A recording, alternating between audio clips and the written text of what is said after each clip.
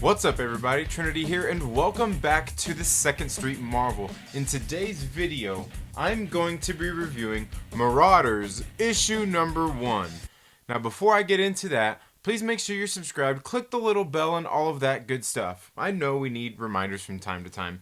So Marauders issue number 1. This is the latest title that was spinning out of the, kind of the relaunch of the X-Men in the Marvel Universe out of Jonathan Hickman's House of X and Powers of X series. And this is the second one to release after X-Men issue number 1 came out last week. Now and all the rest of the issues, the spin-offs, are getting ready to come out in the next coming week. Each week is a new one is going to be dropping. So here, Marauders number 1 is written by Jerry Dugan. Matteo Lolli is the artist, or is that Lolly?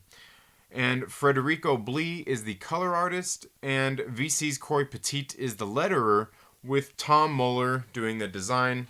And I'll go ahead and show you those names just in case I messed any of those up.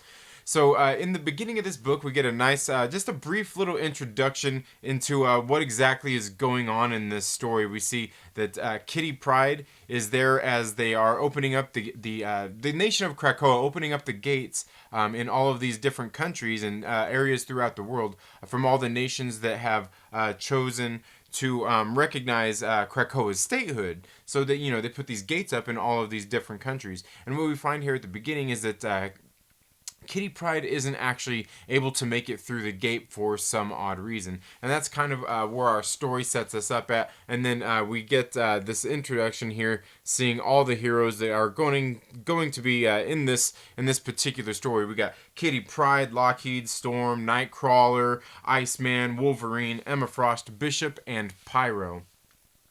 And then we go ahead and it opens up into just kind of a little tale, like a little backstory, I guess you could say, of Kitty Pryde as she is going to the island of Krakoa. We see that she ends up commandeering a boat, and with the intentions of getting it back to its rightful owner. So we see that it takes her, I don't know, I'd say maybe about a week to get there. And upon her arrival, she is met by Iceman. She has a nice little conversation with Iceman, as she's there talking with Iceman. Logan shows up and to greet her as well, because he had a little shopping list that he wanted her, of stuff that he wanted her to pick up on her way there, since he knew that he knew that she was going to be traveling by boat, and he had to have some stuff imported. Just kind of a funny little story there. But then as they're talking, Bobby ends up saying, he's wondering about this particular gate, as it hasn't been getting any traffic, so he decides to go and further investigate. And that's when Kitty Pryde is basically swept off into this, this meeting with Emma Frost, and it's like a virtual meeting kind of thing that they're doing there. It's weird. It's like probably all this Krakoan technology and everything that's been going on here. So we see that she ends up going with Emma Frost and having this just this kind of conversation about exactly what's going on, because Kitty Pryde couldn't get through the gateway, and it turns out what we have here is the gateway isn't working for all of the mutants. Some mutants aren't able to make it through the gateway, so they're basically having to ship them in. So she kind of, that's what we learn here, is that she kind of wants Kitty Pryde to be there, helping get these other mutants to Krakoa, since she herself can't get through these gates as well. But there's also some other kind of motives. There's another mission here that Emma Frost wants her to be doing while she is doing this as well. I guess you could say it's like a secondary mission. And then we end up jumping back to Bobby Drake as he is there, Iceman. He goes through that portal to investigate and see what's going on. And that's where we kind of get a little bit more of the story of what's going on here in the story. Is that while there are some of the mutants can't get through the gates, there are some nations who, while they basically accepted the nation of Krakoa, and let gates be put in their communities, in their countries, and things like that, so they could gain access to these mutant drugs, that they're also basically, some of the places aren't allowing, they're not recognizing the sovereignty of the citizens, of the mutant citizens. So they're not letting them pass through the gates. They're keeping the gates guarded, and just things like that. And that's where Bobby ended up in Russia, where there was one of these gates there, and they actually had like this guy in a suit, much kind of like an Iron Man suit, I guess you could say, but it was all rigged up and everything, where it actually would depower mutants and take their powers away from them, so they couldn't use their powers. And so that's kind of what he walked into there. Walked into a little confrontation, and he ended up just walking through that gate back to Krakoa, and I guess everything ended up all good. And that's kind of where Kitty Pryde comes in at, where this was one of the things that Iceman had come to them and said, hey, like, over here in Russia we've got this situation, these people aren't wanting to let the mutants through the gate. So that ends up being one of the first missions, and we see that a few of them end up going off on the ship, being basically captained by Kitty Pryde, as they go to Russia to get some of these mutants who are being held as slaves by Russia. And Russia obviously has a problem with letting its citizens go. They say, no, these mutants are basically here for Mother Russia, and that's kind of how they look at it. And they're basically guarding the gates and not letting anybody go through the gate.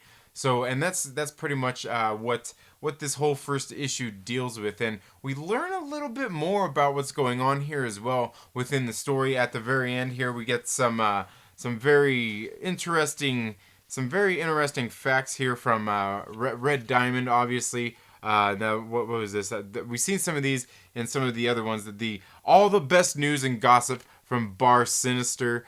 So we get just kind of some, and they're really kind of they're just telling they're told in these funny ways, these sinister secret number 11, number 12, 13, 14, and 15. Just the way they're noted and everything is kind of funny, and they're kind of coded in a way, and it's something that we kind of learn in here. I remember when we read, what was that, Powers of X issue number 6, we seen that they had installed basically all the new government in Krakoa, and they had filled in all the seats with the exception of that last seat. Remember, Emma Frost had ended up asking for 3 seats.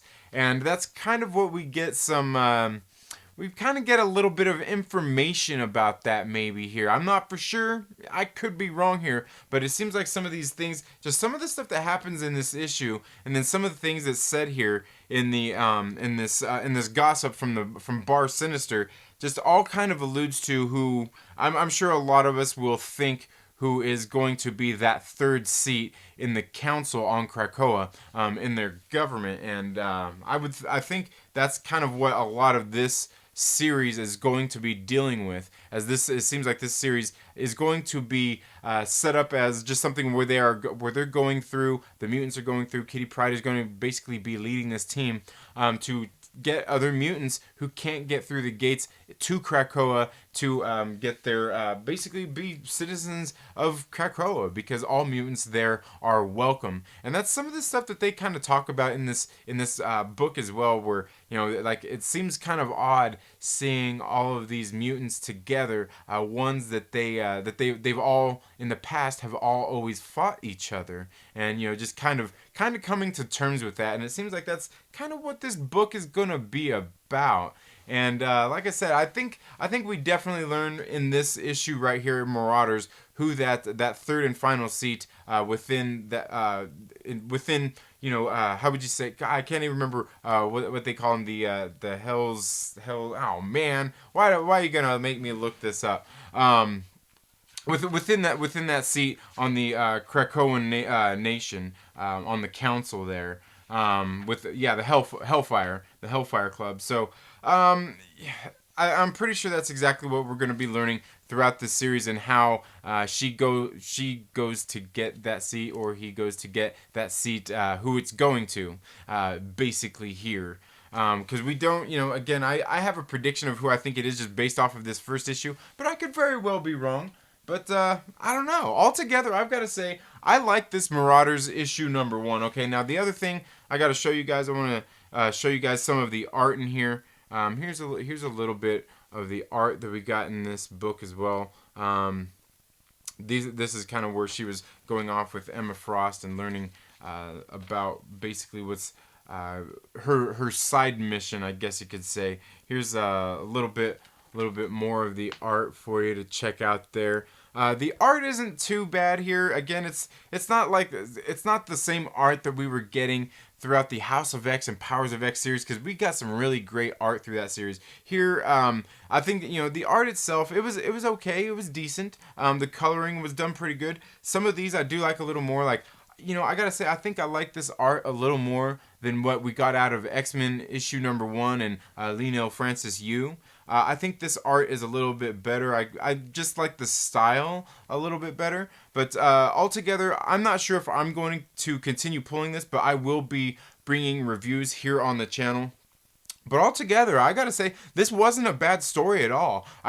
For me, it's just more like budget needs, why I won't be putting this on my pull list, but I will be bringing reviews for this book. But like I said, altogether, if you're into what's all coming out of the House of X and Powers of X series, you're into the X-Men, the mutants, and things like that, I think this is definitely a series that you may want to pick up. Plus, Jerry Dugan is actually a pretty good writer. I know he's writing the Savage Avengers series right now, and that one's actually turning out to be a pretty good series. But I don't know. Let me know what you guys think down in the comments below. Have you read Marauders issue number 1? If so, is it something you're going to continue pulling? Let me know down in the comments below. Also, let me know of any other theories that you might have regarding this book and anything else that we learned through House of X, Powers of X, and even X-Men issue number 1. I don't know. Like I said, I'm pretty excited. It was a pretty good book. I wish I could continue to pull this series and have these issues all on my own, but I think I'm probably going to pick it up on trade paperback myself once they all start releasing on trade paperbacks. But that's all I have for this video today, folks. Thank you all so much for tuning into the Second Street Marvel. If you haven't already, please make sure you're subscribed and click that little bell so you get notifications anytime I've uploaded new content. And if you like this video, please give it a thumbs up, and if you don't like it, give it a thumbs down. It's all good. But just leave some feedback and let's talk down in the comments below. Thank you all so much for tuning into this Second Street Marvel. You all have a very good day. Get out and support your local comic book shop. Happy reading, and we'll see you in the next video. Later.